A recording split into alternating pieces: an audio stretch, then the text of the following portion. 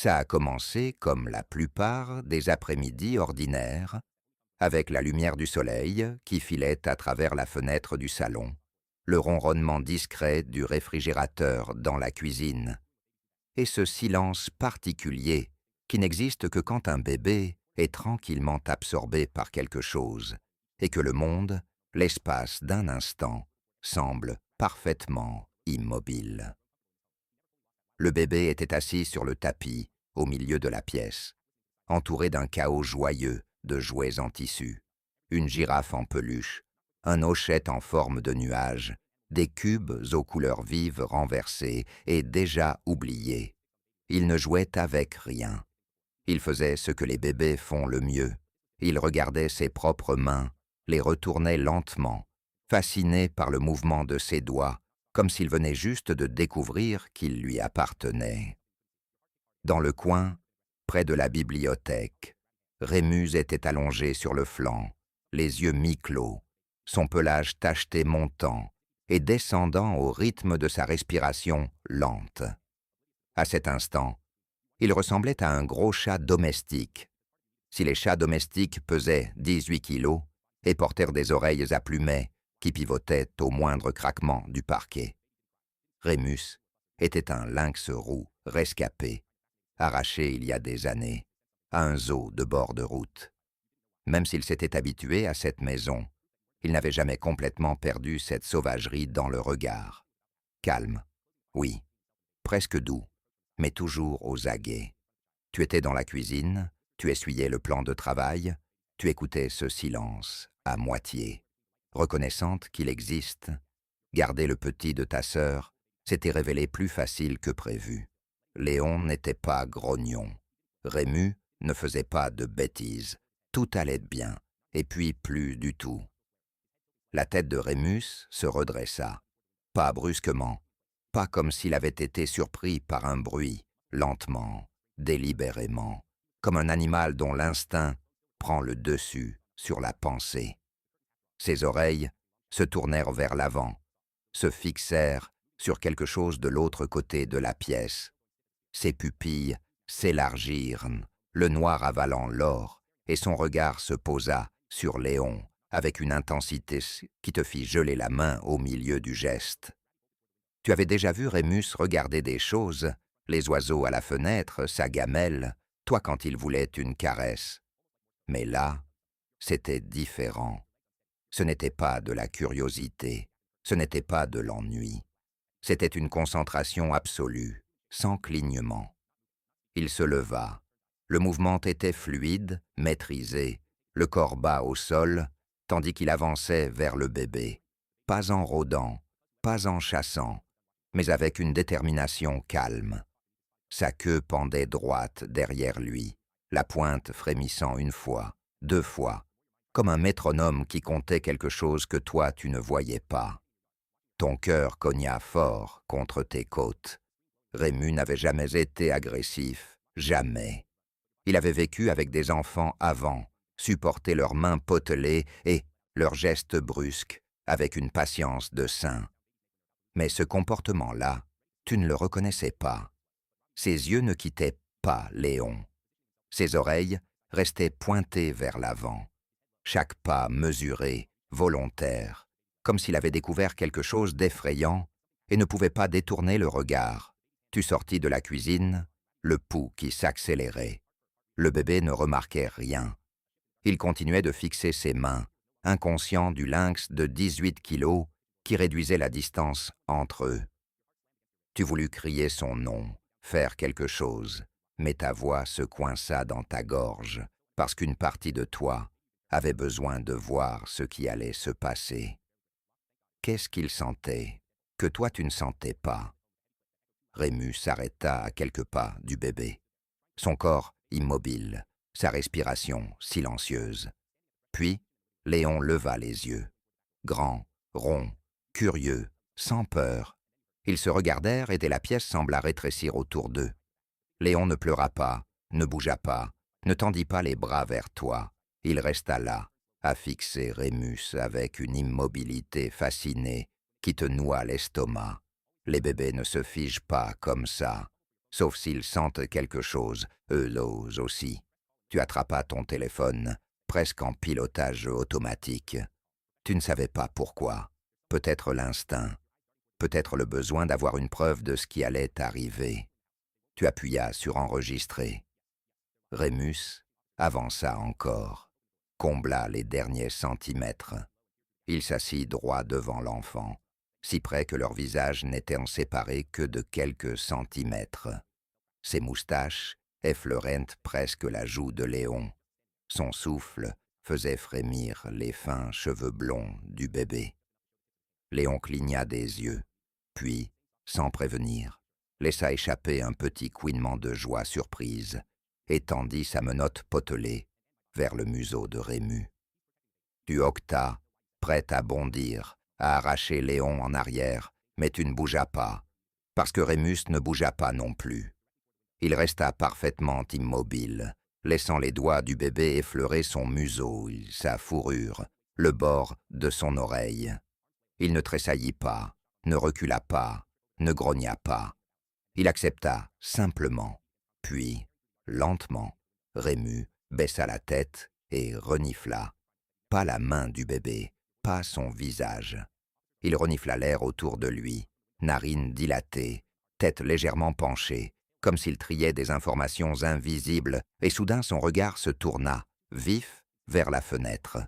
Ses oreilles se plaquèrent en avant. Ses pupilles s'élargirent encore plus.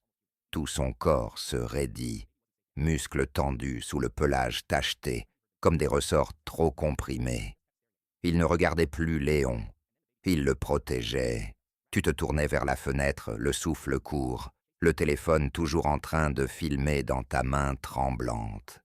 D'abord, tu ne vis rien, juste le reflet de la pièce, les rideaux à moitié tirés, la lumière de l'après-midi qui déclinait. Puis tu entendis un froissement, léger, délibéré, le bruit de quelque chose ou quelqu'un qui se déplaçait juste derrière la vitre. Rémus bondit sur ses pattes. Son poil se hérissa sur son dos, sa queue raide comme une lance. Léon le regarda, perplexe, les bras encore tendus. Mais Rémus ne regardait plus le bébé. Il fixait la fenêtre, chaque ligne de son corps hurlant l'alerte. Puis tu entendis de nouveau un grattement. Pas des branches, pas le vent. Un grattement intentionnel, contrôlé. Quelqu'un testait la surface. Rémus fonça vers la fenêtre, rapide, fluide, félin. Il se dressa sur ses pattes arrière, posa ses pattes avant contre la vitre, griffes à peine sorties, et tapa. 1, 2, 3 coups, rapides, pause, 2 coups. Comme un code, comme s'il essayait de te dire quelque chose. Ton cœur tambourinait. Tu t'approchas, jambes flageolantes, téléphone toujours en train de filmer. Tu écartas légèrement le rideau, et tu la vis, une ombre, juste au bord du jardin, là où la lumière de la maison n'atteignait plus. Une silhouette humaine, parfaitement immobile, tournée vers la maison. Elle regardait. Ton sang se glaça. Les coups de Rémus devinrent plus insistants. Ses griffes cliquetaient sur la vitre dans le même rythme. Il ne quittait pas l'ombre des yeux. Un grondement naquit dans sa gorge, grave, primal. Un son que tu n'avais jamais entendu chez lui. Léon gémit derrière toi. Mais Rémus ne se retourna pas. Qui que ce soit dehors, il n'avait pas fini de regarder. Tu reculais d'un pas, le téléphone toujours allumé, l'indicateur rouge clignotant. Chaque instinct te hurlait d'agir, appeler, verrouiller, prendre Léon et fuir, mais tu étais paralysé. Léon laissa échapper un petit pleur. Tu te retournas, prête à le prendre dans tes bras. Mais Rémus fut plus rapide. D'un bond fluide, il traversa la pièce et se plaça entre le bébé et la fenêtre. Pas à côté, entre, son corps formant un bouclier vivant. Sa tête basse, ses yeux rivés sur la vitre, et pourtant sa patte droite effleura doucement la jambe de Léon. Les pleurs s'arrêtèrent net. Léon baissa les yeux sur la patte, puis remonta vers le visage de Rémus. Quelque chose passa entre eux, La petite main se referma autour d'un doigt du lynx. Et Rémus émit un son que tu n'avais jamais entendu. Un ronronnement grondement bas, mi-pur, mi-rassurance. Puis l'ombre bougea. Tu la vis du coin de l'œil. La silhouette n'était plus immobile. Elle contournait la maison, lentement, vers la porte de la cuisine. Ton cœur s'emballa. La porte de la cuisine. Tu y étais, il y a quelques minutes. Avais-tu verrouillé? Tu courus, piétonne nue sur le carrelage, attrapa la poignée. Verrouillé. Dieu merci. Mais tu fis quand même tourner le verrou supplémentaire, le clic résonnant trop fort dans le silence. Tu appuyais ton dos contre la porte, haletante. Léon. Il fallait retourner vers Léon. Rémus était déjà dans l'encadrement, tendu, oreille tournée vers la porte arrière. Regard croisa le tien. L'espace d'une seconde, tu juras qu'il essayait de te dire quelque chose. Et puis tu entendis les pas, légers, mesurés, tout autour de la maison. La silhouette faisait le tour, testait chaque fenêtre, chaque porte. Rémus suivait le bruit, se déplaçant en silence pour rester toujours entre le danger et Léon. Tu composas le 17, main tremblante.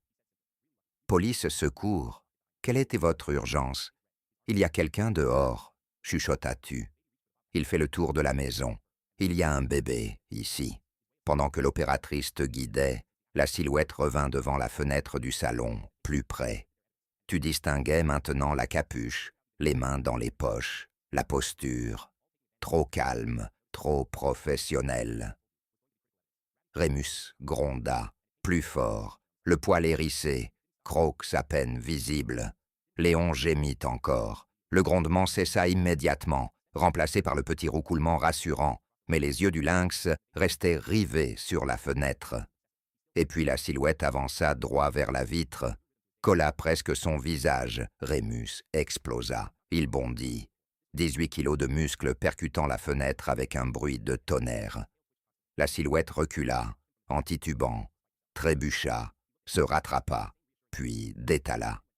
Il fuit, cria-tu dans le téléphone. Ne sortez pas, madame, les agents arrivent. Mais Rémus n'écoutait pas. Il fila vers la porte arrière, s'arrêta net, se retourna vers toi et tapa au sol. 3 coups, pause, 2 coups. Plus fort, plus urgent. Rémus, non, reste. Il tapa encore, les yeux presque humains dans leur intensité. Il voulait sortir, il voulait finir le travail. Les sirènes hurlaient déjà dans la rue. Les policiers déboulèrent avant que tu aies pu ouvrir. L'instant où la porte s'ouvrit, Rémus jaillit comme une flèche. Tu tendis la main, trop tard. Un des agents jura, porta la main à son arme, puis se reprit. « C'est un lynx rescapé !» cria-tu. « Il protège le bébé, ne lui faites pas de mal. » Ils sortirent derrière lui. Tu pris Léon contre toi. Il tremblait de pleurs. Dehors, la neige avait commencé à tomber. Tu suivis les traces, empreintes humaines lourdes, désordonnées. Et à côté, plus petites, précises, à 4 doigts griffus. Au fond du jardin, sous un vieux chêne, Rémus tenait l'homme acculé contre le tronc. Le suspect, la trentaine, capuche tombée, le pied coincé dans une racine, ne bougeait plus. Les griffes de Rémus étaient sorties, pas plantées, juste là. Une promesse. Les policiers l'interpellèrent, trouvèrent le sac à dos, pince coupante, coupe-vert, cagoule, serflex. Le téléphone du suspect confirma tout. Des semaines de repérage, des passages nocturnes devant chez toi, des signalements similaires dans d'autres quartiers, des maisons avec de très jeunes enfants, et une baby-sitter. Il ciblait Léon, et Rémus l'avait su bien avant toi. 3 jours passèrent, avant que tu dormes vraiment. L'homme était en détention provisoire, l'enquête, élargie à 3 départements. Ta vidéo fut versée au dossier, puis diffusée, visage de Léon flouté, dans une campagne de sensibilisation. En 48 heures, 3 millions de vues. Les commentaires disaient tous la même chose. Ce lynx vaut mieux que n'importe quel système d'alarme. Un soir, un mois plus tard, tu étais dans la chambre, une tasse de thé à la main, regardant Léon dormir. Rémus était étendu au pied du berceau, respirant calmement. Il leva la tête, te regarda. Ses yeux reflétaient la veilleuse, or et vert ancien. Tu souris.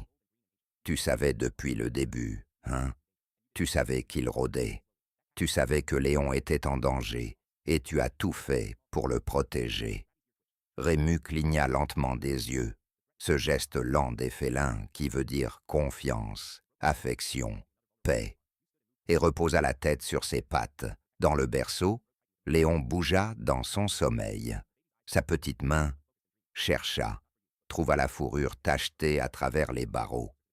Rémus se rapprocha légèrement pour que les doigts, potelés, restent accrochés à lui. Et là, dans le silence de la maison enfin sécurisée, tu compris que plus jamais, aucune ombre, aucun étranger, aucune menace ne passerait. Parce que Rémus veillait, il veillerait toujours.